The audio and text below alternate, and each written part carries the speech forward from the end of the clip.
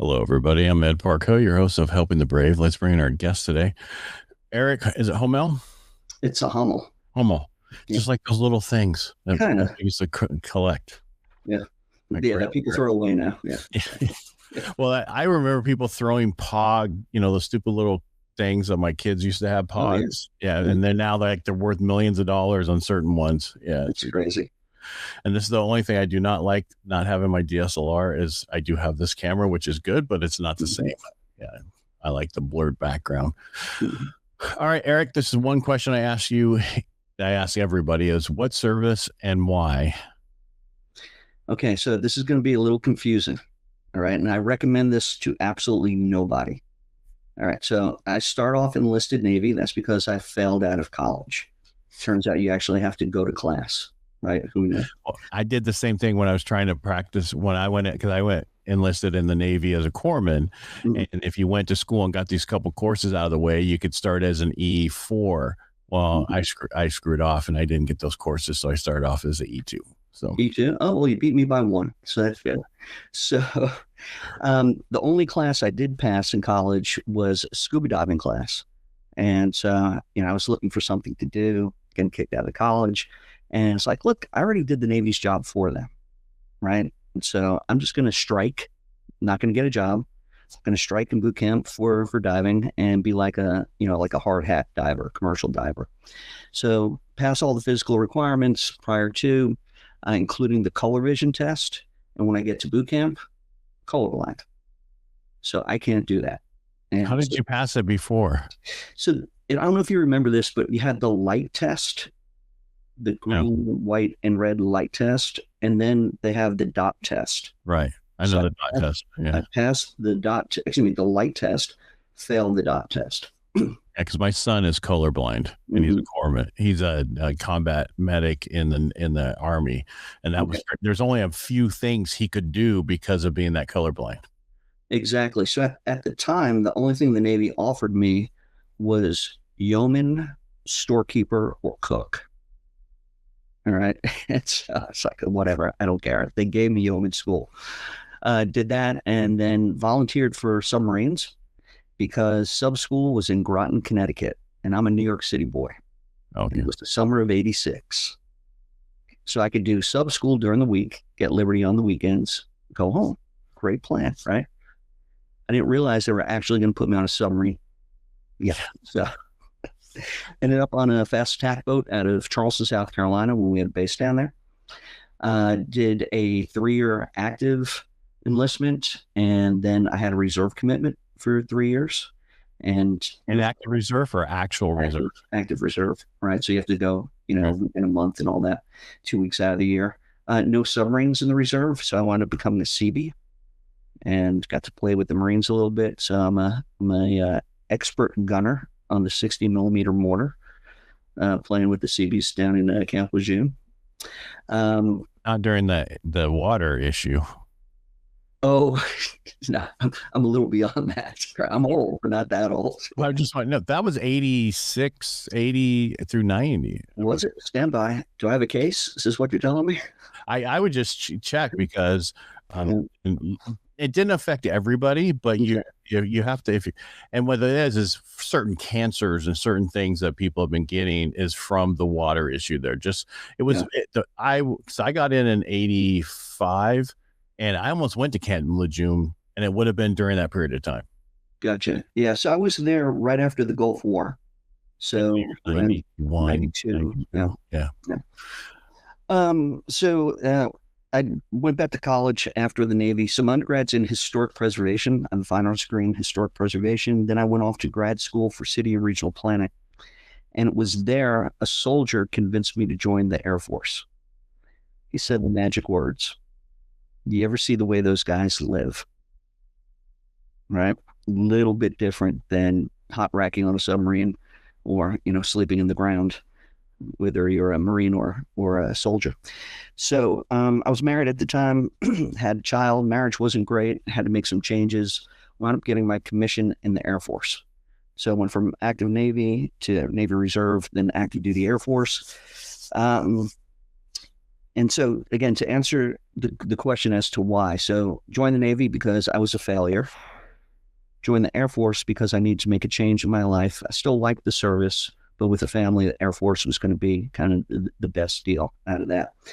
So Eric, you are correct. It was from 1957 to 87. Yeah. Okay. So we missed it. Yeah. So in the Air Force, I did, between the Navy was a total of 9 years active and enlisted. Then the Air Force was 16 years. In those 16 years, I had 9 different AFSCs or MOSs. So I kind of bounced around, couldn't hold a job. Yeah, but you were an officer, or did you become an officer when you got retired? Yeah. So right, I was an officer in the Air Force, so 16 years commission. Wow. So let me back up because I missed it. When I was trying to figure out the time period, when you were enlisted in the Navy, and then you were in the reserves. When did you go to school to become an officer? I graduated in January of 95. Okay. Out of officer training school. And when you joined, and I should have probably missed this part you joined as an officer, right? So you must have been so when you did your time as enlisted in the Navy, and then you went to reserves were you in the reserves when you went to school? When I went to officer training school, yes. Yeah. I transitioned out of Navy Reserve at that point. Yeah. So again, 3 years active Navy, 6 years in reserve, and then 16. So you used your benefits to go to school to get your degree? What exactly? Did you have the one that they had that was horrible? That's exactly right. So this was the old GI Bill. $2,500. Thank you so much for that. Right. And you had to pay into it. Yeah. Right. So I never paid into it because I was an E4. Okay. So I had to pay $100 a month when I was making less than $10,000 a year. And that's making sub pay and C pay, still making less than 10,000. And for every dollar that you put in to the old GI Bill, you got $2 back. That's right. Yeah. Oh, it's glorious. Yeah. And so, no, that didn't pay for my school. I worked at UPS, was a preloader. So get up every morning at 3 o'clock in the morning, load those big brown trucks, and did some other work as well. It was a lumber exporter and so on. So I kept busy. Yeah. And so I needed a break. That's why I joined the Air Force. Yeah. Because, I remember, because people are like, why didn't you join the Air Force? My dad was Air Force. My uncle's Air Force. And that was during Vietnam, which was, they were still building up the Air Force at the time. And it just wasn't what the Navy guaranteed me what I wanted. But it was like, because the Air Force is smart, they build all the stuff for the people, and then they're like, oh, we're out of money. We didn't build the actual, runways and all the other things. Right. Yeah. Where the Navy builds all the ship, and then we get people, oh, we don't have any money for that. That's right. Smarter, not harder. That's right. Yeah. It's funny. I've run into people and because we, commonly call it the chair force, but there is a part of the Air Force that is pretty tough. And I run into a few of those guys. Yeah. Well, it was an interesting run in the Air Force. I realized that being prior enlisted, especially different service, wasn't exactly great for your career. And, oh, really? Yeah. So the Air Force knew that I had years behind me, and so I probably wouldn't get out. So if I would have played the Air Force game, my career would have been Minot, North Dakota for 3 years. Okay, and that's where I initially got stationed. Getting a thumbs up when you do that. So yeah, okay. DC. DC, no thumbs up there. Yeah, Minot. Oh my God, it's supposed to, it ges wicked cold up there, and it's just, good for the family. Save my family at that point, but not a place where I exactly want to retire. So they sent me to DC after that as a first lieutenant in a job that really didn't exist. Then they wanted to send me to Korea, and Cannon Air Force Base in Clovis, New Mexico, where the cattle outnumbered the people. Okay, so that would have been my Air Force career if I let them do that to me. But I didn't. How did you not? I mean, because they thought you would stay. They could push you wherever they wanted to push you, and you wouldn't say anything because you wanted the time in. You would 100%. How did I not do that? Okay. I took control of my career. I basically told, in the Navy, they call them detailers, right? In the Air Force, we call them career field managers. I told them to basically bugger off. I said, forget you ever heard about me. I'll take care of myself. And I was in a pretty good position at that point in DC. I was at Bowling Air Force Base, and I was able to convince the wing commander to make me the officer in charge of Air Force ceremonies. So I was branching out from my core career field at the time.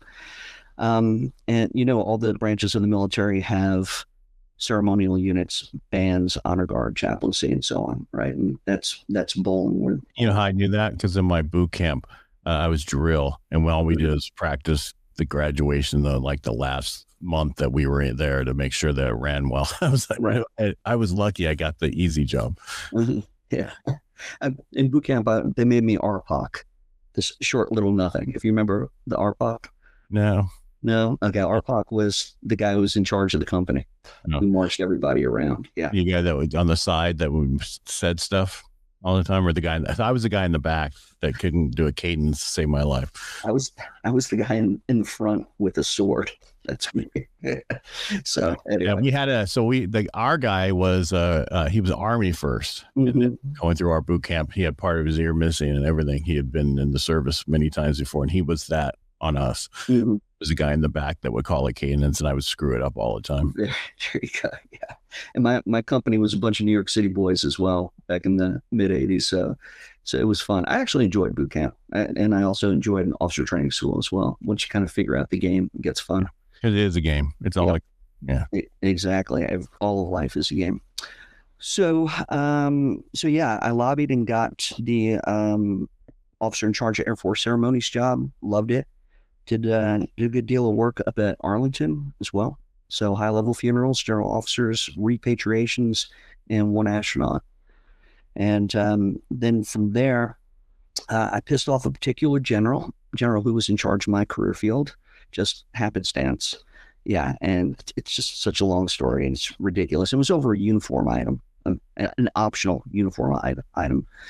But I hurt his feelings, and he was going to make an example out of me. And I had my paperwork to separate from the Air Force on my desk, and I was getting out.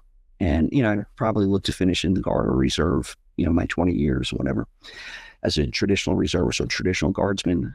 But it just so happened I didn't get to the personnel office in time, and my phone rang at my desk.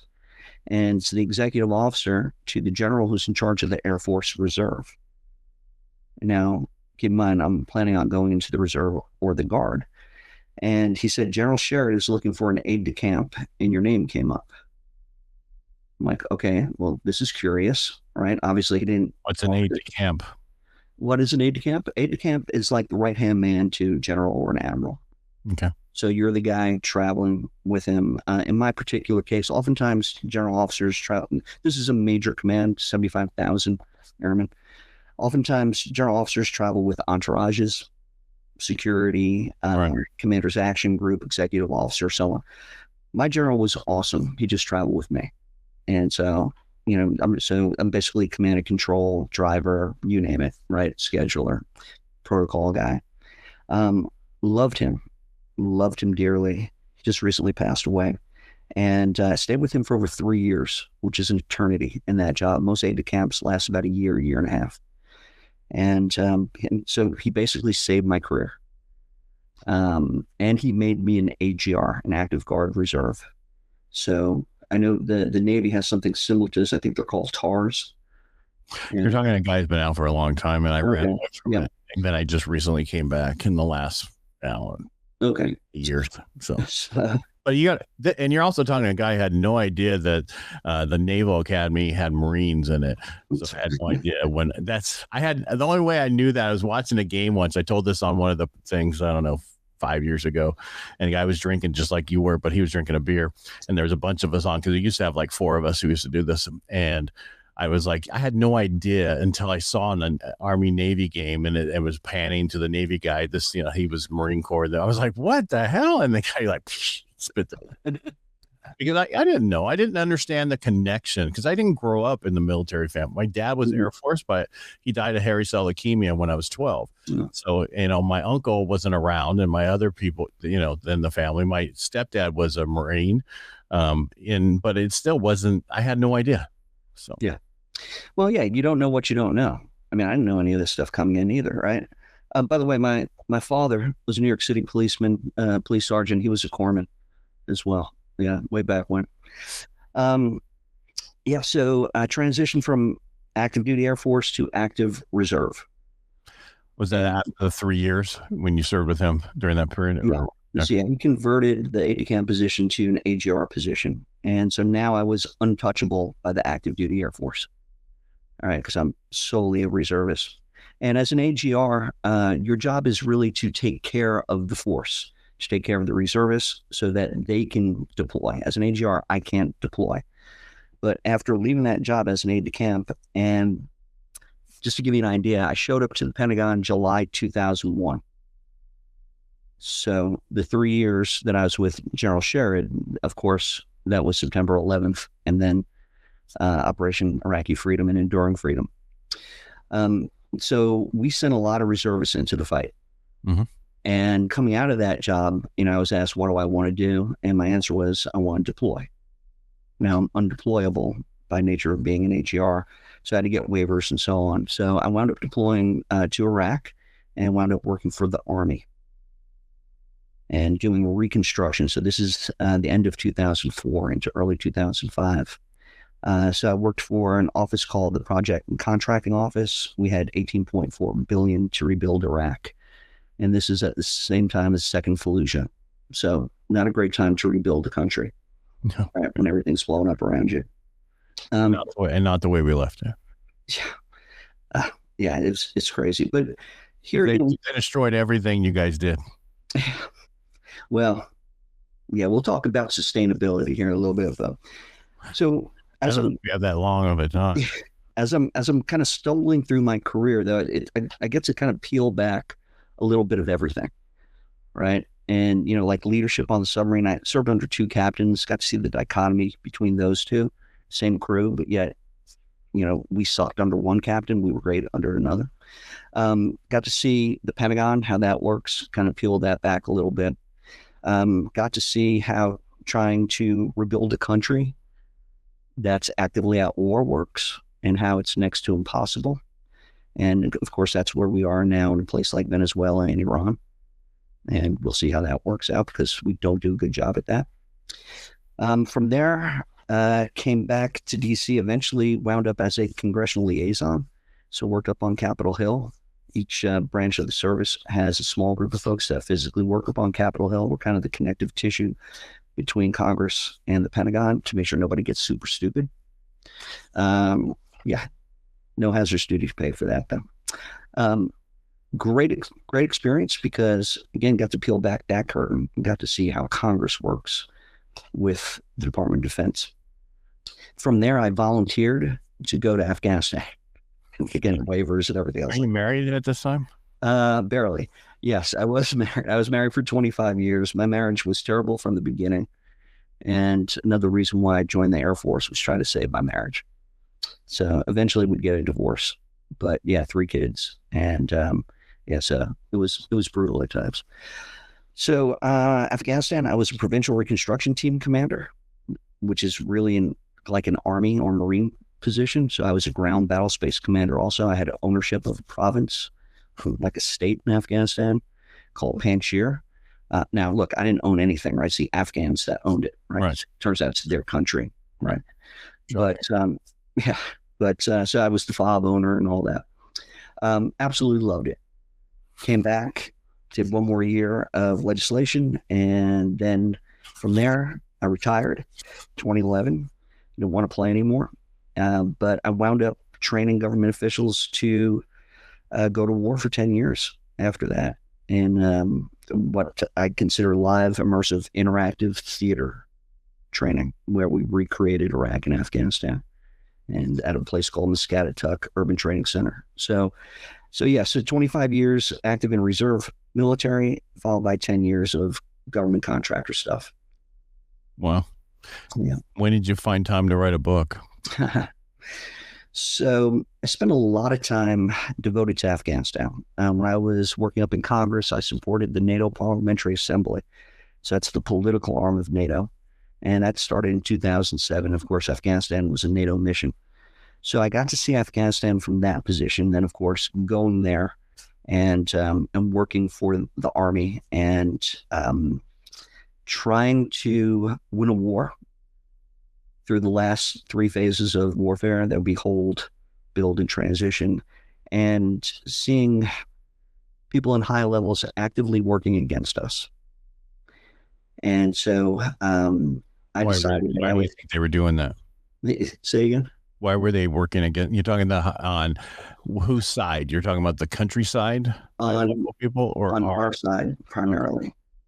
When you have senior officers, when I presented my campaign plan to my task force, 1-star level Army, and I told this 1-star that our objective is to transition lead security responsibility to the Afghans at the end of my tour, right? Transition being the final phase of warfare, right? Giving it back to the rightful owners. He told me to slow down. He said, the North Atlantic Council hasn't defined transition. I said, sir, you are correct. I just supported NATO Parliamentary Assembly. I've been in those meetings. Okay. I said, they don't know what to do.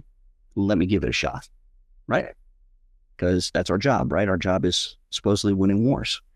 And he said, no, Eric, he said, you don't understand. I expect to come back to Afghanistan as a division commander. Okay. So I didn't ask for clarification, but what this man just told me was that I should not pursue the final phase of warfare because he needs to put on a 2nd star and come back as a division commander. Okay. Now, he may just have been saying that there's no way that you can do it. Right. And so I'll just be back anyway, maybe saying that. But so before you keep going there, is that so does the only way to do so he needs to come back as that in order to get what, a promotion or that's what? Exactly right. Yeah. Okay. So right now he's a task force commander, 1-star brigadier general. Okay. If the war is still going on a couple of years from now, then hopefully he's in charge of the division. That's 2 stars. But if there was no war, there'd be no 2-star. Probably not. Okay. I'm just trying to understand that. Yeah, man. Absolutely. I did. So it was all about his career, not about the people. Technically, that's my thought on that statement. So, and again, I'm not the first one to say this, right? So back in 1970, the U.S. Army, the Chief of Staff of the Army, commissioned the Army War College to do a study on why we're losing Vietnam. Basic answer: leadership. Leadership out for themselves. To get their stars. Yeah. Yeah. Okay. And right, because it's about the Navy to move up. It's all about ships, not the war part. But Army is, I assume Army is different. Yeah. And also, I'm not knocking Army. I'm just trying to understand. Yeah. And keep in mind, a wartime command means something. Right. Right. If you have a command in theater, that means something as far as promotion was concerned. Or is concerned. And also your future. Yeah, absolutely. And then after the war, after your time. Absolutely. Looks great on a resume, doesn't it? Yeah. So when I went to Afghanistan, again, I volunteered for that position, knowing that I was going to come back and retire. So I wasn't there for the promotion. I was there because I saw how I thought I could set kind of the framework to win that type of war. You know, maybe that's hubris speaking, right? I mean, look, the title of my book is The Losing Game, How to Lose a War and Fail Veterans. So obviously it didn't work. Okay. Well, the question is, did you find out if he came back as a 2-star? I know he put on his 2nd star. I don't think he went back to Afghanistan with the 2nd star, though. Yeah. Now he can go to Iran. Yeah. No, I think he's long gone now, this guy. But, you know, it's just things like that where you experience enough of this, like, just to, again, give you just a brief snapshot here. The air component commander in Afghanistan, so a 2-star Air Force guy, he comes to visit my FOB and he wants to meet with his airmen. And on my team, I have airmen, I have soldiers, I have 1 sailor, and a bunch of civilians. It's a civilian military mix. My counterpart is State Department, right? But we also have justice and agriculture and a bunch of other folks. Anyway, he's coming out, this Air Force 2-star is coming out to visit his provincial reconstruction team. He didn't own anything. And we give them the brief and all that. And I take them out and about, show them the province, show them what we're doing. And he says, Eric, do you know what our biggest leadership problem is in Afghanistan? Okay. I'm intrigued, right? Because I know I've had a few, especially trying to get my team back outside the wire after my team was blown up and we were in Toyotas, right? And that was a little bit of a leadership challenge. And he says, the biggest leadership the Air Force has in Afghanistan is airmen wearing Air Force uniforms. I'm sorry, sir. Did you just say our biggest leadership challenge in this war is a costume, a garment, right? Because we were authorized to wear Army ACUs or BDUs, as you would know. Right. Yeah. Isn't that an insult? To wear Army? Yeah, for the Air Force? Not for my team. I didn't want my airmen to be singled out. Gotcha. Okay, because my airmen are specialists. My Army guys were civil affairs and some security guys. And so just because the Air Force came out of the Army, that's why I was saying that. No, but what this 2-star is saying is we have to present a good picture, right? For they all need to wear uniform so that they all look good. Right. And so the public can see that the Air Force is fighting the war. All right. That's our biggest leadership challenge in Afghanistan in 2009, 2010. Man, everything else must be going swimmingly. Right. And so it's just these little nuggets that kept building up and building up and building up. And then getting into the training business and training government officials to go to places like Afghanistan, Iraq, and other places as advisors and seeing how that's working out. It just got to the point where there was a level of frustration, but it was simmering. And then December 2019, Washington Post reporter Craig Whitlock published a book called The Afghanistan Papers, December 2019, basically saying that, because he had checked all the reports and all that, basically saying that senior leaders have been making rosy pronouncements saying that we're winning the war when they knew that we were losing. His quote, senior leaders are at war with the truth. Now the editorials come into the Washington Post. Fellow officers saying, oh, I knew, but it's not my fault. Okay. And then you also have the... What the heck? What happened there? I don't know. I just blew up. There you go. I know. It's like, you must have, don't say those words. I just got IED'd here. I don't know. So... Okay, I got to turn that off somehow. I don't know how StreamYard's doing that. Did I win a prize or something? Yeah, that's exactly. Well, it's like when you did the thumbs up earlier, it does the thumbs up thing. It does the thumbs up also, yeah. So I started reading these editorials, Ed, and they really pissed me off. Officers taking zero responsibility. And then, of course, you had the high-level people just not saying a word. And the most fortunate thing that happened in relation to the Afghanistan Papers was a thing called COVID. That came and the Afghanistan Papers went away. Right? It's always funny how things come when so other things go away. Yeah. And so I started writing an editorial basically saying, all you knew, I knew, and you lied. What Whitlock is saying is not wrong. Okay? And if you're not lying, then you're incompetent. But either way, you should have never been in that position. And so, I started writing an editorial and I just lost my mind, started writing a book. And then, of course, Afghanistan imploded August 2021. And that's when I really started taking it a little bit more seriously.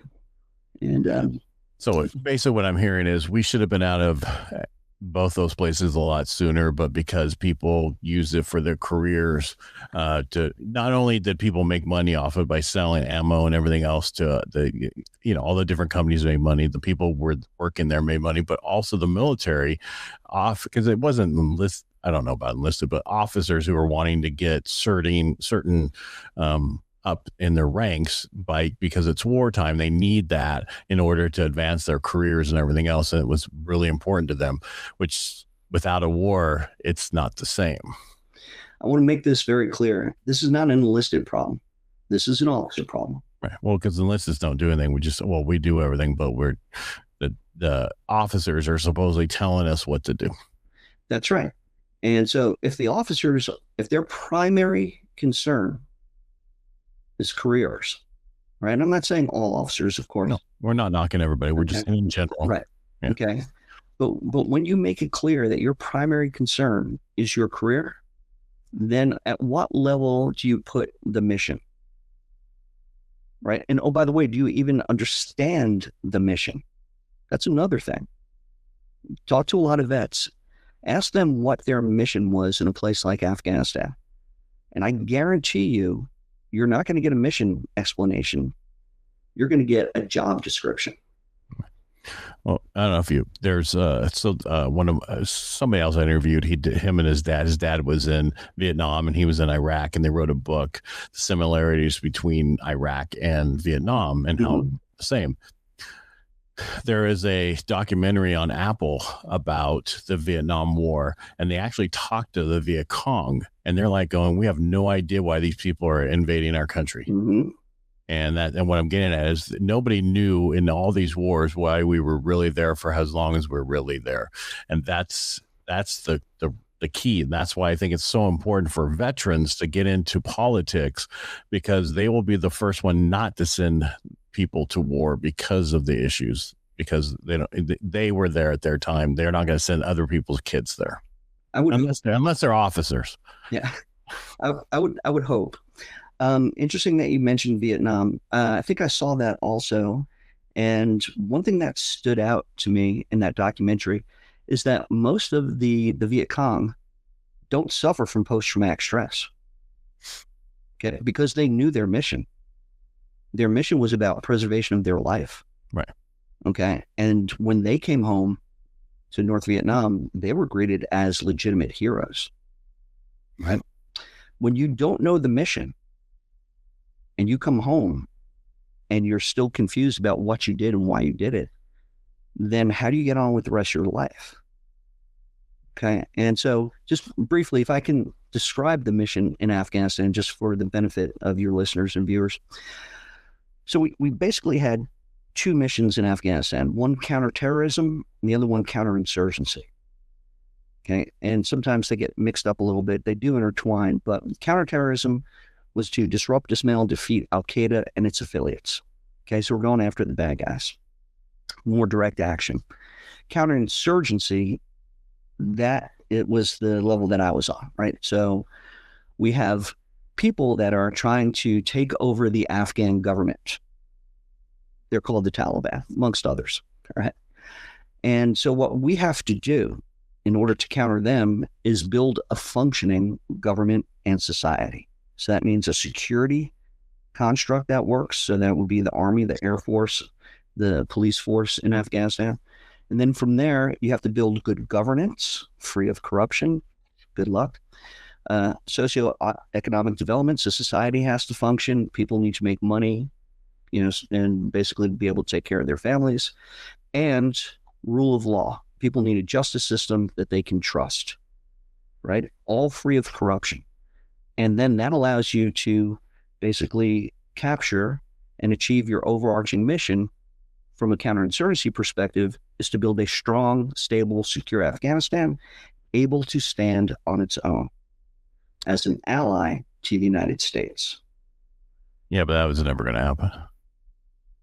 Well, the way we were doing it, it was never going to happen, brother. Well, but the people themselves and how what their background is, and you have to have a whole change in age groups and people in charge and how things are done. Just like, and I'm not going to, but Iran, the people have been in charge now for 35 years, and how they do things, that's not going to change overnight. But if you take out a whole regime, can you make those changes? No, there's a vacuum, and then unfortunately, things like us, we finally, after 20 years, go, okay, enough is enough, and we pull out wrong, and then everything goes back to the way it was. So you're right. This is a generational thing. It's going to take about 30 years to do this right. But could you imagine, President George W. Bush coming to the American people and saying, we're going to Afghanistan. We're going to get bin Laden, but now that's changed. And so now we're going to build this functional society and so on. And oh, by the way, America, 30 years. Who's with me? Right? Because you have to get rid of the old guard. They don't want to give up power. No. And they're going to do everything within their control to keep that. We have that same problem here. Of course. Right. And so the old guard, the people that's why they, let's get some term limits, some other stuff so that you have to be out there by a certain time, and they'll make a better functioning government because you only have 8 years or 4 years to do things, and then you have to be gone, just like the president has to. So, well, I agree. I think members of Congress should only do 2 terms, 1 term in office and 1 term in prison. Anyway. That's only if they go in with a negative and come out with a positive. Yeah, 20 million. Yeah. Hey, that's good work if you can get it, man. Yeah, I took the wrong field, man. I should have been in politics. But exactly. The sad part about all that, what we're joking, is so wrong because, you look at Martha Stewart, who went to jail for insider trading, and these guys do it all day long. Absolutely. And it's okay. Yeah, that's wrong. Yeah. Well, again, life's a game, and you get to play by different rules depending who you are. And again, this is something that I kind of saw firsthand, again, being in the Pentagon for 10 years, Congress, and everything else. And so basically hypocrites, do as I say, not as I do. Well, there's a lot of that. That's for sure. That's for sure. And so just getting back to the mission and the effect that has on the veteran, when you can't make sense, again, of what you did and why, and your leadership never explained the why behind it. Okay. Now, when you start to try to logic what is oftentimes illogical, that can stress you out. Right. And one part of the book, towards the end of the book, I get into this discovery that I call immersive prolonged exposure therapy. So after I retired, I did, again, 10 years as a government contractor doing live, immersive, interactive theater training. So we were taking government officials, putting them in Afghanistan, again, out in Indiana, Muscatatuck Urban Training Center. People came late thought you were actually talking about actual theater. Yeah. And watching movies. Yeah. But I tell you, this is as real as it gets. They live on a fob. We take them around in Humvees. They have a security force, Indiana National Guard, amongst others, Black Hawk helicopters, and so on. We have great actors, great role players. Like if they're a district governor in our training, chances are they were a district governor back in Afghanistan. Right. So it's to that level. Chief of police, that type of thing. And this was around 2017, 2016, that I had a former Army captain come through my training. He's now an Army civilian, and he's heading over to Afghanistan. His name is Tyler Kurth.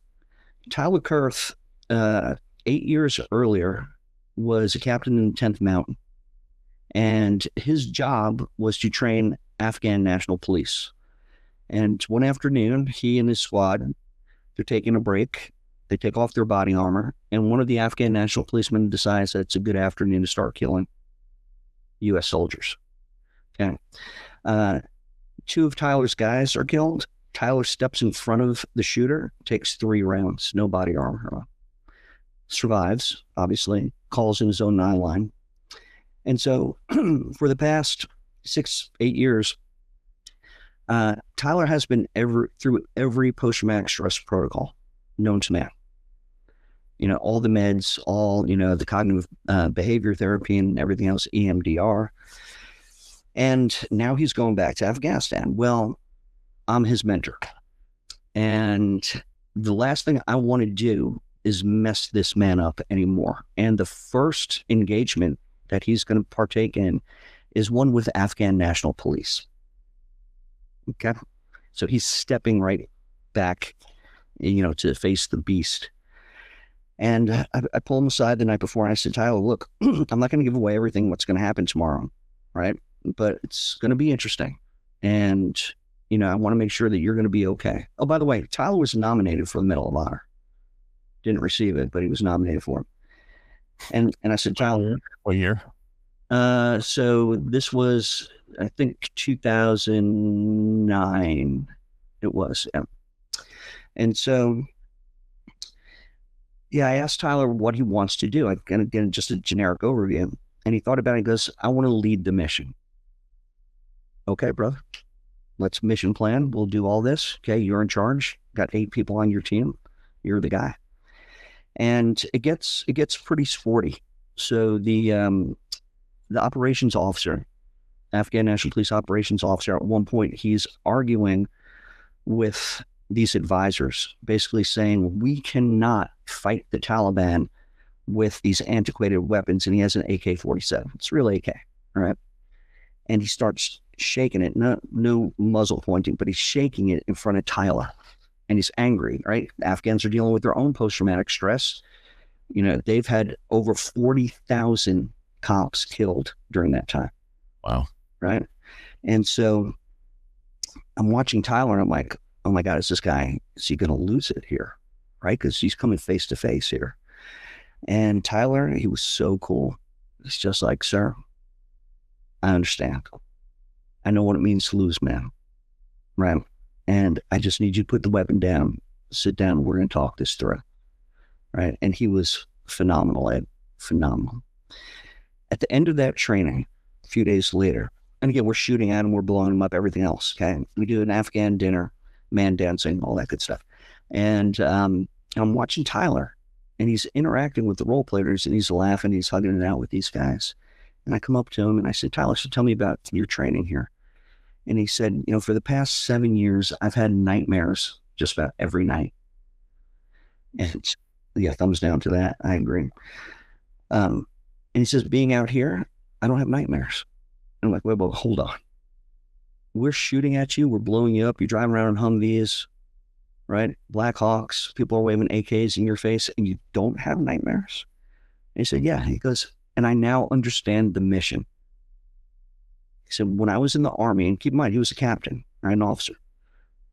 When I was in the Army, I knew my job, but I didn't know why. And that's what got me down this path where it's like, oh my God, I wonder how many vets are out there that are just like Tyler. And the more I researched how we treat post-traumatic stress, the more I came across this thing called prolonged exposure therapy. And the basic notion behind that is that psychologists, psychiatrists, in a clinical setting, they're going to take you back to the traumatic event and re-expose you to that event so you can confront it, control it, and conquer it. And I said, okay, that's interesting. What if we move the clinical setting from a psychologist's office to Afghanistan? Let's put them back on mission, right? Let's train them. Let's give them a do-over, right? With mentorship and, of course, you know, with psychologists and such, you know, there just in case. And it's what I then determined. I decided to kind of take it to the next logical level, and I called it immersive prolonged exposure. We're going to re-immerse the vet in this. And so got with a number of psychologists, psychiatrists, did my own post-traumatic stress workup and all that, wrote a white paper, and then tried to get funding for research. Now, that would be the VA. Yeah, and I know you work a lot with the VA. I don't work a lot with them. I just don't think I think they're not there to help us as much as people think they are. The medical wise, it's great. Yeah. But mental wise, forget it. It's all over my record how I say I understand how veterans commit suicide in the parking lot because of how long it takes to get in here for PTSD. And they just want to give you drugs. They don't even want to push you into somebody to talk to. So I'm fortunate. I don't have to deal with the VA, right? But now I'm talking to vets and guys who are going through this training now as advisors, but vets, asking them how you feel after the training. It's like, for some reason, I feel good, right? Because now I understand things. And so many of the vets that I work with, the kind of common consensus is regarding the VA wants you to do one of two things: go away or die. Yep. All right. Because they don't want to be bothered. And so now keep in mind, I'm here in DC. I have access to power, right? Again, working up on Capitol Hill, amongst other places. And I know the chief operating officer of the VA at the time. She and I, we did legislation for the Air Force. And so I reach out to her, crickets, reach out to, a bunch of officials. Some responded, some didn't. Most of the times when I got a response, it was push. And all I wanted the VA to do was come out to government training just to see the training, because I'm not a psychologist. I'm not a psychiatrist. Okay. I just know that whatever we're doing in this live immersive interactive theater is having a really good effect on vets. All right. So come on out, take a look. It'll cost you nothing. All right. And crickets for the most part. So I said, okay, we're going to go a little bit deeper, and got with some of my lobbyist friends. Most guys like me who work congressional stuff become lobbyists. All right. And I got with some of my lobbyist friends, and I said, hey, can you help me out? And one friend, she worked in Senator Patty Murray's office out in Washington, and hooked me up there. Spoke to staffers in Senator Murray's office. Next couple of days, I get a call from Washington State University by a gentleman by the name of Dr. Roll. He's the head of clinical research out there. And he says, hey, Senator Murray's office called me, told me that I had to call you, right? And I'm going to bring a colleague. We're going to come out to Muscatatuck to see your training. Okay, awesome. And so they come out for a couple of days. And after 2 days, Dr. Roll says to me, he goes, I got to be completely honest with you. When, the senator's office called, I was like, oh gosh, what a waste of time this is going to be. Right. So we came out here skeptical. And after your first vignette, right, where we saw your students interacting with these Afghan officials, I turned to my colleague and I said, oh my God, they have something. And he goes, we will get this funded, right, to get these vets out here and put them back on mission. Cool. Here's the problem. Washington State University is not VA affiliated. So the way that the VA does research is they have partner. They call them, I think, intramural partners or something along those lines. And so like universities like Emory, okay, they're VA partner. Okay. Indiana University's VA partner. Washington State is not. Dr. Roll tried for months to get funding. And basically what came back was, if we're going to fund this, then we need proof of concept. Basically, we need to see 2 iterations of this before we can get any funding. Well, I estimated that's going to cost about $350,000 per iteration, because again, we're doing Hollywood, right? I have to pay actors, right? There's logistics, there's food, there's all this, right? And I can't write a check out of my own wallet for $700,000 on the off chance that this may get funded in the future. And so I said, I can't do that. So that Washington State, stream went away. Went back to my lobbying friends, worked on trying to get language in the National Defense Authorization Act. Did that through, I'm not going to mention university, but a VA affiliated university. And they slow rolled it to the point where we couldn't get it in. It was too late. Basically directing the VA to explore this thing called immersive prolonged exposure therapy. They slow rolled that, didn't make that into the National Defense Authorization Act. And then again, COVID happened. Right. I was going to say, what year is this? So it's 20. Yeah. So now we're heading into 2019.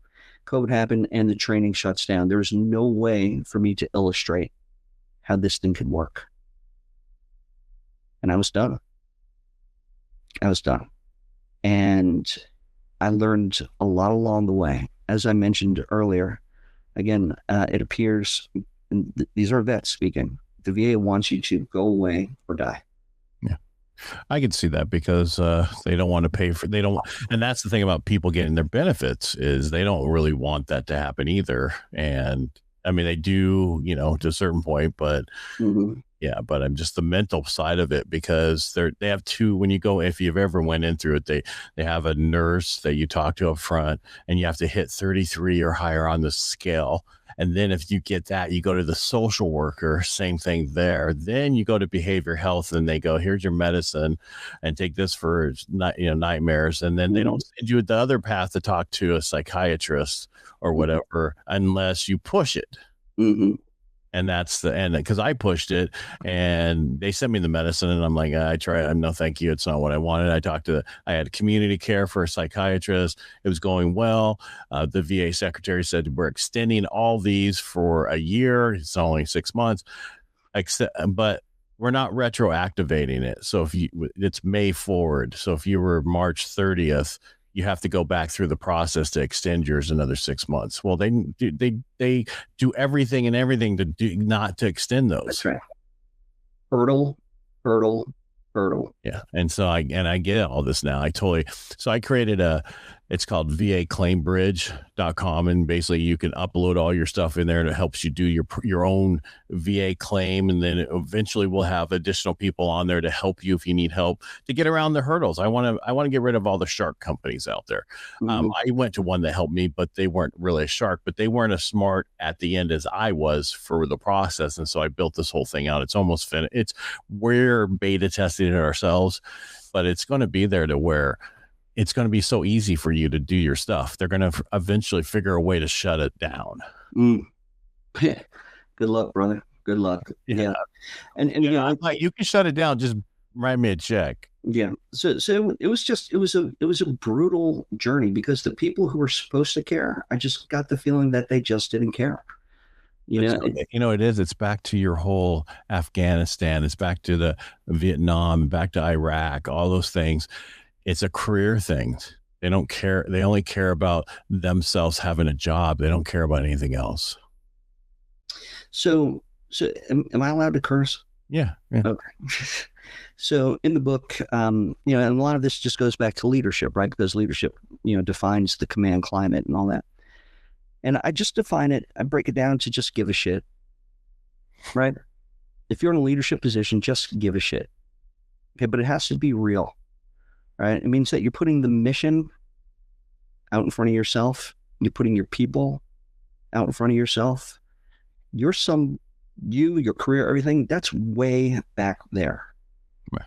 And unfortunately, I think we're just in a time and space where looking out for yourself is the preferred method. And that's what gets rewarded. Yeah. And, I look at all the guys and gals who were wearing stars during Iraq and Afghanistan. And frankly, Ed, they're losers. I'm a loser. We lost. How come these guys are hammering checks and on corporate boards? What's their skill set? Losing? Yeah, but they don't look at it that way. Oh, yeah. How convenient. Yeah. Because the only person they look at is how we left it, how it was done horribly by the president. It's always somebody else's responsibility. But I mean, don't get me wrong, he did it wrong, because you normally get the equipment, you get all that stuff out, then you pull the force out, not pull the force out, leave everything there for them to have. So. And that's just one part of it. I know. But I'm saying, but that's what they have you focus on, is that part of it and how people were left there and everything else, instead of the fact that the 20 years up to that point. Well, yeah, absolutely. I don't know how many years it was exactly. It's so layered. In 2014, when we transitioned security over to the Afghans, 2014, we made a promise to the Afghans. We called it Decade of Transformation till 2024. And so that was something that I would teach to my students all the time. It's like, what can you promise? You can promise that we're going to be there to at least 2024. That's the promise that we made. Right? But when things started going south, what did we do? We said, whoopsie, gotta go. And we were in a train and advise and assist mission at that point. We weren't doing direct combat. We had 2,400 troops in Afghanistan in 2021. 2,400. We have more troops in Spain. But that became a priority, pulling out at that point. Right? Because it was done wrong from the beginning. And we seeded that government with corruption. We had no understanding of the lay of the land, the culture, right? The history. When I was going through combat training, PRT training for 3 months with 1st Army before deploying to Afghanistan, oftentimes our training iterations would start off, okay, these are 1st Army trainers. I don't know how they do it in Afghanistan, but in Iraq, we did it like this.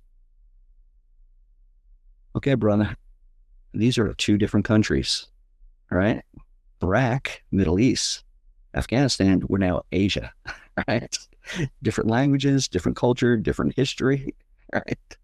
Different resources.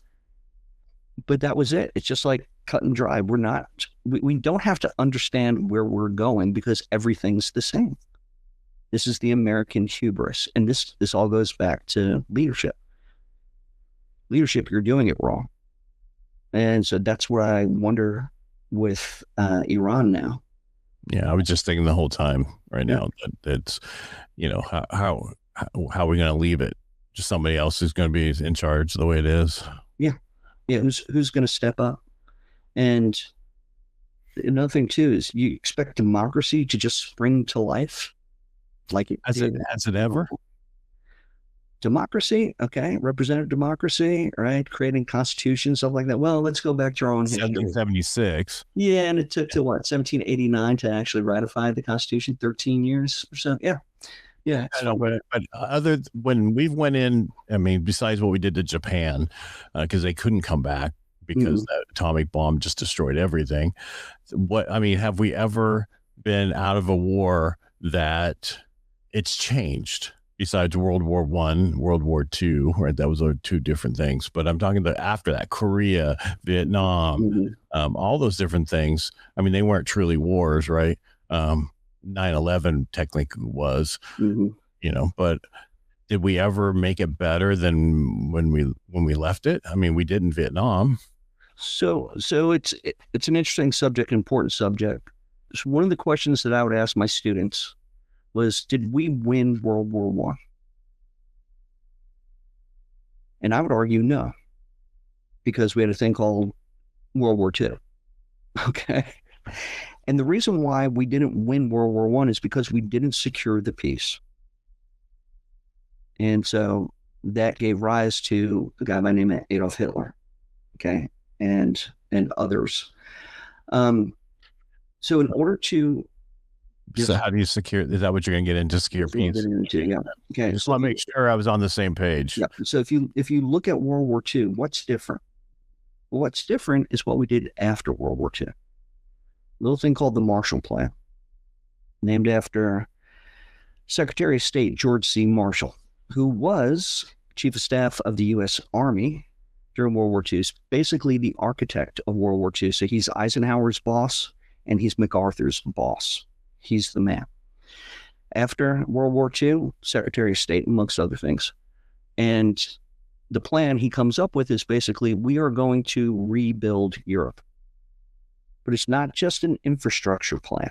This is an economic plan, right? So it's a strategic plan.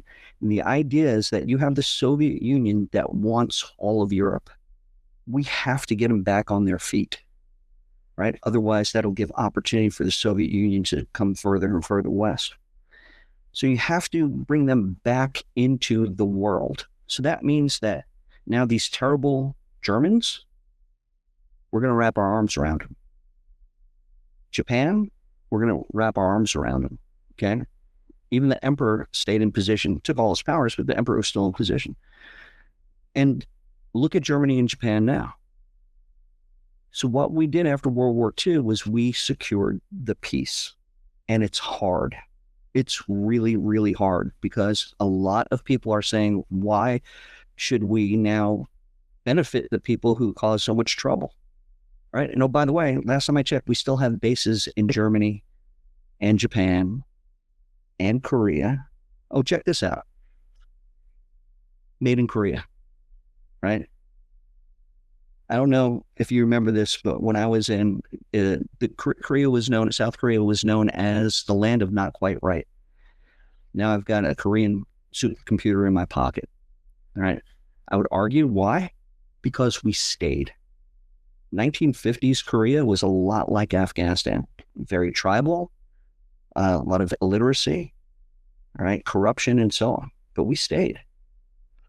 So it's pretty amazing what can happen when we stay, but that takes a commitment. And the American public, I don't know, understands that level of commitment. Our leaders certainly don't. Because, they're, especially presidents, you're in that position for 4 years. And during your first term, your main objective is to get reelected. And then for the next 4 years, you're working on your legacy. And then the new guy comes in, starts all over again. Well, the problem is the new guys these times rip everything apart. Whatever was built, let's tear it down just because it's not my idea. That goes back to what happened during Afghanistan, and where it's all about my 2-star. Yeah, absolutely. Yep. So anyway, I don't know what's going to change, brother. Venezuela and Iran's going to be interesting to see if we learned any lessons. And I also wonder who's going to be doing the hard work. Well, the question is the new administration understanding compared to the last administration who was overseeing all that? Right. And because they're all different now. Right? Yeah. And you also have an enlisted person in charge of the War Department now. Like that. Yeah. The War Department of War. Yeah, I love it. This realm that we're in now, this is called stability operations, right? We are great at killing people and breaking their things, right? And the clear phase of warfare, right? There's 5 phases: shape, clear, hold, build, transition. Shaping operations like pre-invasion or bombing of Iran, staging all those Navy ships in the region. We're saying, Iran, get your stuff straight. Okay. Otherwise, we're going to come and get you. We're right here. Take a look. When that fails, you go to clear, kill people and break their things. And we are awesome at it. Okay. The next 3 phases, hold, build, and transition. This is where you have to employ your brain.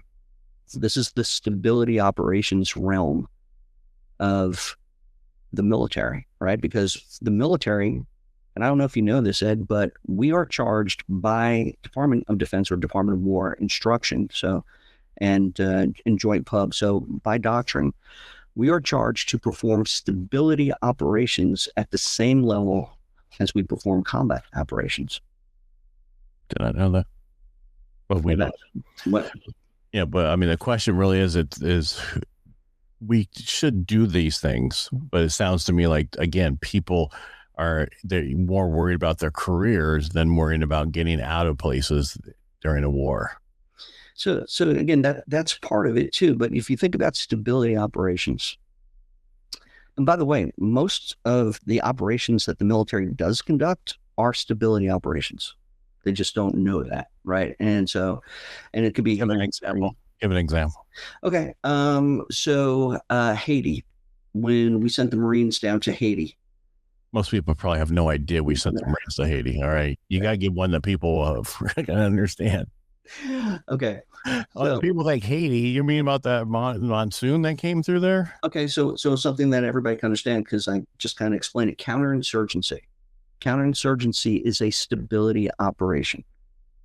All right. Where, again, you're building a security construct, good governance, rule of law, socioeconomic development to achieve a strong, stable. You still haven't told me when we did this. Well, I'm just saying, this is Afghanistan. This is we did that shitty. That was horrible. We didn't. So you want to know when? I want one that we actually go. Here's how we did it. I guess it would be Korea, would be the one. Not you still go there. Korea was kind of. But they still hate each other. There's backwards. You got North Korea and South Korea, and they still hate each other, which is So you can say that South Korea was a stability operation success, right? Because again, we stayed, and by us staying in South Korea morphed into what it currently is. Okay, but it's still threatened by North Korea, right? And the reason why is because they're still at war, right? So there's a ceasefire. There's no capitulation as far as who won. And so that's why we're there. So so South Korea is a good example of that. Hey, here's another one. I just mentioned it. The Marshall Plan. That's a great stability operation. That got Europe back up on its feet. Right, but I'm talking recently. So let's go back. It wasn't all about my rank back then. Or was it? You follow what I'm getting at? I mean, we didn't stay in war because the problem now is war can be done so quickly, and we're there, and then we can be out of it within 24 hours by a plane. Where before you'd go and you'd be on a ship to get there, and you'd be stuck there for a very long time to come home. it's different now. I mean, and during World War I and II, you weren't constantly fighting. Where now you're when you're there, you're constantly fighting. I just don't understand why we do what we do this way. We need to do it better. Right. Stability part. Yeah. Why do we do it this way? We do it this way because, again, our leadership believes that you can win a war by killing people and breaking their things. Right? That is the second phase of warfare. There are 3 more to go. Okay. All right, so let's back up a second. So when Reagan broke Russia by them spending all their money, we didn't do it with the actual war. We just did it by spending them supposedly. Yeah. But then we didn't go in there and fix them. Right. So that was a shaping operation that worked. Some would say there was some battles there as well. Okay. So that's a shaping operation that worked. Right. Because there we said now, and look, we sent aid to Russia after the Soviet Union, right, in the form of diplomats and others, right? So they're working with now the Russian government post-Soviet Union. And so, we tried to bring them, into the fold. Then, of course, a character like Putin comes in and everything changes. Yeah, but was that our fault? Was Putin our fault? Yeah. Because did we leave a vacuum for him to come in and take over? Because I mean, where'd all the weapons go? Where'd they go to get that money? You know what I mean? That's Russia had so many nukes and so many things like that. We didn't go in there and take them all out. No, but they did decrease, right? And they took them out of some of their satellite countries as well. So there's that. They took them out there and sold them to somebody else like North Korea. What I'm getting at is the same issue with we left $600 million worth of equipment in Afghanistan, and they took that and sold it and made money off of it or whatever they did with it, because they definitely couldn't fly most of that stuff. So I'm just saying, but we've never. It sounds to me like we really didn't. We've not ever done it right, except for the World War II and Korea. And so that is exactly what I'm saying, is that, again, if you want to win a war, you have to go all the way through to transition. And again, transition means that whatever country, whatever people that you are with, that you killed and broke their things, they are now your allies. And we're working together across all spheres of national power, diplomatic, military, information, economic, and so on. Here's an example. So the first Gulf War, right? Desert Shield, Desert Storm. Yeah. I would argue we did not win that war because we left Saddam Hussein in power. Okay. And then what happened? 2003, we went back. So again, we did shaping operations prior to Desert Shield, Desert Storm. Then we went in, we cleared, kicked their butts, 100 hours. Awesome. Right. And my Air Force was flying high, son. Okay. And then what? Well, then for the next, over a decade, we're flying northern and southern no-fly zones because Saddam's killing his own people. Right. And we have to keep them within the framework of the peace agreement, as it were. We were sending Saddam money for oil for food program through the UN. That was a big corrupt scheme. Yeah, it was. I watched on that. Yeah. So we did not win that war. No. Well, the thing is, how many people made money out of those? How many, Black Ops? I'm not saying Black Rock. I'm just saying, because we don't want to get into that. How many companies like that had made that money, took that money? So that's another thing. Remember? Yeah, I know it. You don't remember because you're a baby here, but when I'm not that much younger. I'm not. I started in '85, so I just look like a baby. You sure do. I'm going back to 1961. Yeah, right? It was important then. So President Eisenhower, he's leaving office. Kennedy's coming into office. President Eisenhower gets on TV and warns the American public about this thing called the military-industrial complex. This is President of the United States, former 5-star general, telling, the American populace, beware the military-industrial complex. All right. For the military-industrial complex to thrive, you need instability. You need a boogeyman. That's how you justify building ships and tanks and bombs and everything, right? And again, that's what a lot of the Pentagon does. We plan, program, budget, and execute. Right. And you got to spend more than the year before to get more money. So that's part of it, right? And you have to design the threat and all that, right? It's future years defense planning and all this good stuff. All right. That's a big part of the Pentagon. And so, and look, if I'm a general officer and I retire, I'm not going to retire. I'm going to go to work for, Boeing, Lockheed, Raytheon, whomever, right? It becomes that self-licking ice cream cone. And so, again, as long as you have a boogeyman out there, you can get $1 trillion defense budget, right? So is this by design? I would say, according to Eisenhower, yeah. Wow.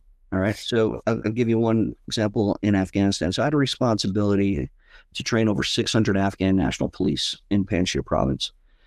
I got that responsibility after the contractor, DynCorp, if you're familiar with that company. No. Okay. Anyway, it's a big government contractor, DynCorp, DynCorp. They would look into them. Is that what you're saying? Yeah, take a look and get a job. Now, they had the responsibility to train the Afghan National Police in Panjshir province for 3 years before I took over that job. And so I mentioned earlier, my father was a New York City police sergeant. New York City Police Academy is about 6 months. These guys were trained for 3 years. Well, hell, they should be amazing, right? And so when I get up there and I speak to the chief of police for the province and then district chiefs of police and so on, they're all telling me the same story. That, DynCorp guys, they'd come up like once a month, have lunch with them, and then leave.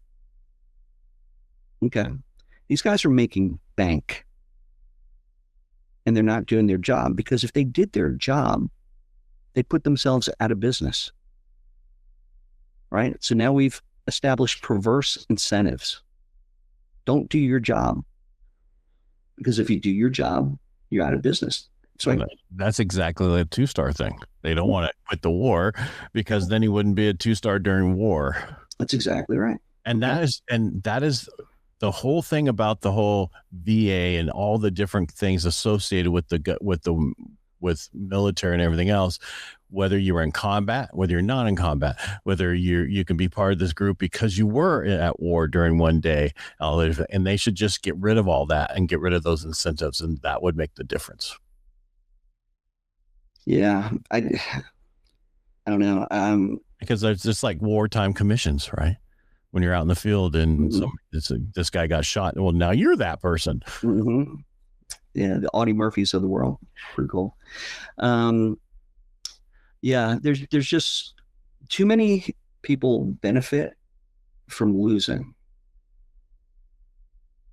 Yeah, because what you're just saying, because if you win, then you have no boogeyman. Mm-hmm. Yep. Oh, and they were like saying that about currently that all this, you can't trust what Democrats say when the other people's in power, and you can't always say what Republicans say when Democrats are in power. But they're both bad. We should have no party system, but we all like to get along with our own normal people. Yeah, and I know that most of us are in the middle. There's just those little half fringes on each side. That's the loudest, that we think that is how it really is when it really isn't, but that's just how it is. And that's the problem, is we can't, if you can go into government and come out richer than you went in, there's a definite problem. How about that? Yeah. When you make $150,000 to $190,000 a year and you come out worth $20 million, or you become $20 million richer in 2 years, and you were a bartender prior to that. Who are you talking about? I'm just talking as an example of, and you got a Somali person in our government who's now worth so much, because and look at the fraud in freaking Michigan. There's so much fraud, and it used to be you'd go to jail or treason and all this stuff, and that doesn't happen anymore. And it's back to your whole thing about we have different rules for different people. So the system protects itself, right? There are two main committees that you want to be assigned to if you become a member of Congress. You want to either be on appropriations or you want to be on ways and means. Okay, appropriations, that's the money, right? So you can authorize all day long, right? So we have authorizations for the military, right? That's great. You know, get a dozen tanks this year. Well, the money has to be there, right? And then it goes to appropriations. So are the appropriators going to give the money for the tanks? It's nice that you got that authorized, but you know, we're going to only fund you for 10 or whatever. Okay, so you have control, you have power. And interested parties know that you have control of the money. The second committee, of course, is ways and means. That's taxes. That doesn't sound too sexy. Why would you want to be on the committee that deals with taxes? Because you get to make the rules. Yeah. And one of the classic lines from Trump and Hillary, their debate, when Hillary was trying to make the point that Trump did not pay taxes, and his response was, "You're right. You have to be stupid to pay taxes. I'm only using the system that you made for you and your friends." That's right. And he nailed it.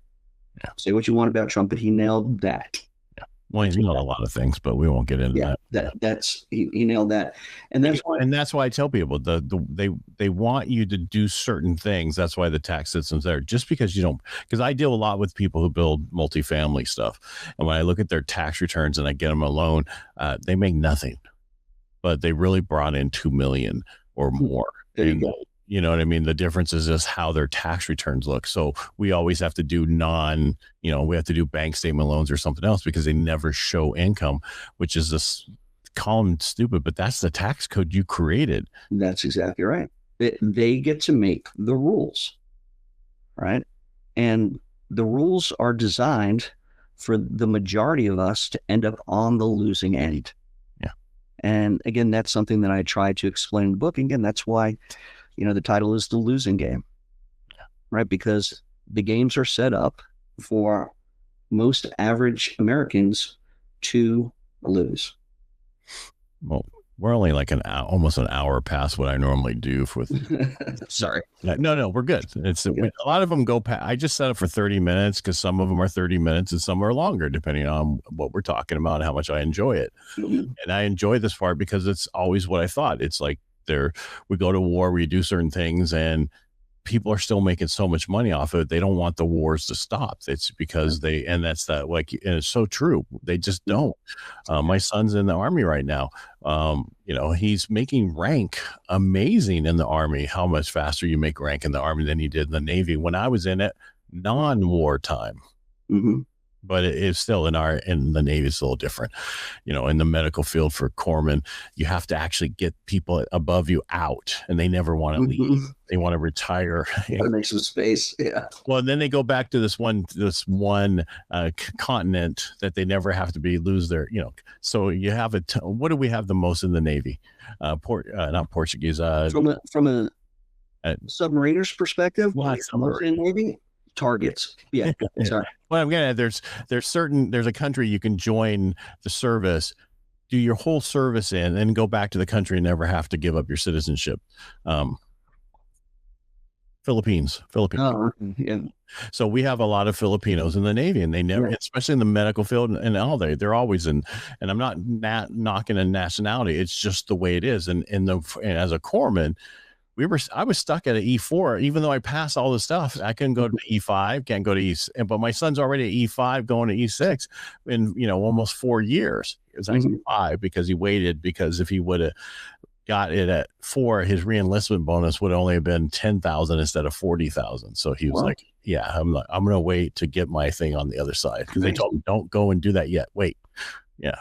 So the difference is, so that's the problem with my side but Army is so big, you make rank so much faster. Well, I don't know where I was going with that, but I'm just saying I couldn't. Yeah.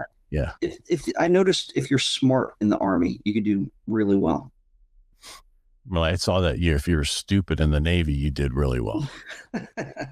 They were always the ones above me telling me what to do, but they weren't smarter than me. They were just there longer than me. I would tell people the reason why I got a commission in the Air Force was because I couldn't make E6.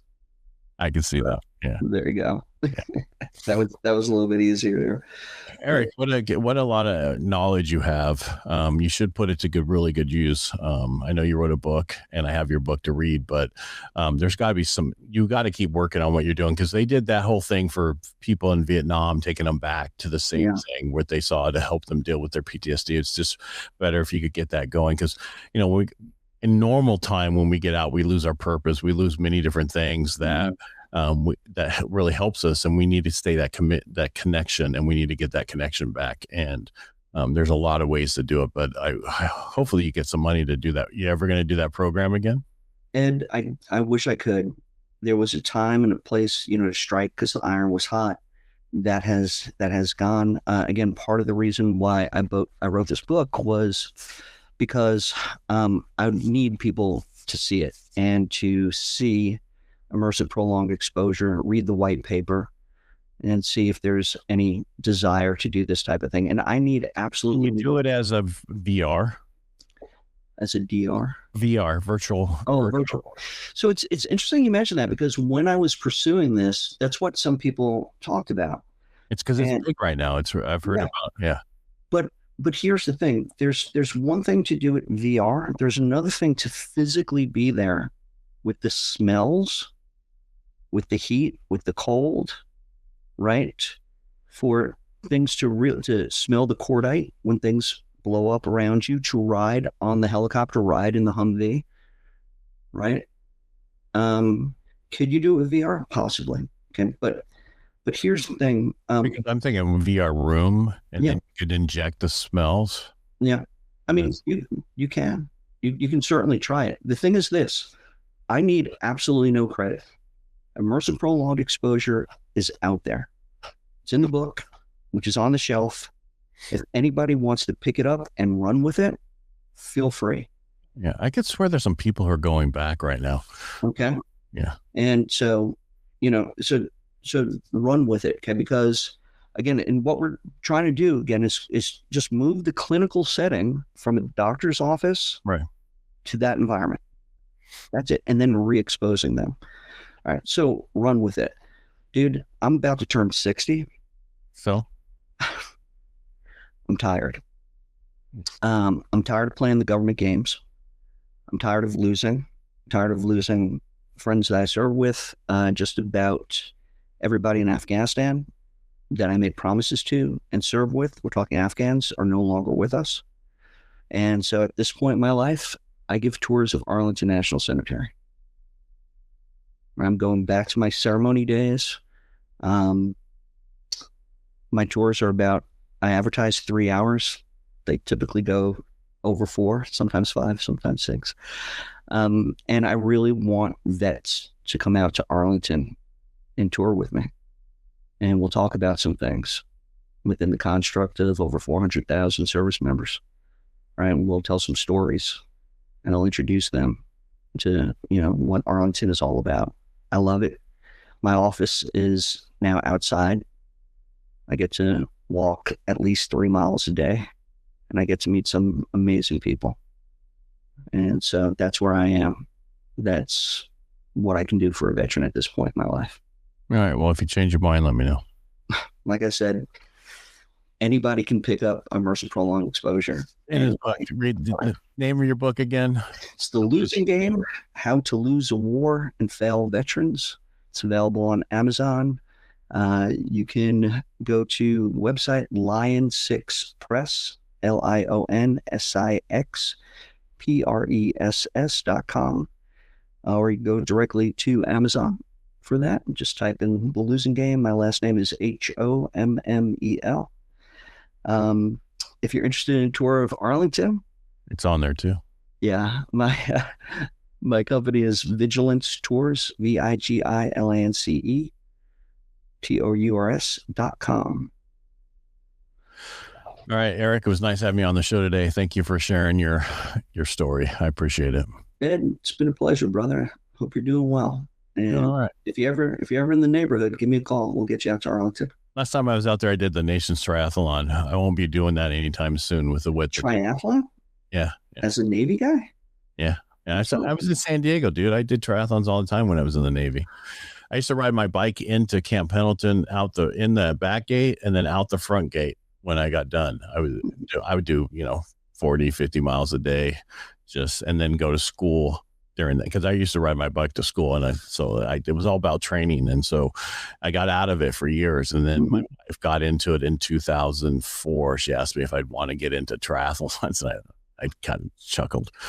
God bless you, son. God bless you. But I don't do that now. My knee, I ride, but nothing close to that because I just got a new knee 3 months ago. So for you, but it's the same knees as I did when I was as a corpsman. So thank you. They haven't changed much. They bend them a little bit more, but I'm like, okay, I'll replace mine when you guys get the newer ones. That's supposed there's some stuff coming out in 3 years. Well, so far so good. I couldn't wait. So good for you. Yeah. All right, sir. Don't run away. But thank you for being on the show, Dave. Really appreciate you. Go check out his book at lion6press.com, and I'll have all the information down below. Thank you, Eric, so much. Appreciate it. All right, bye.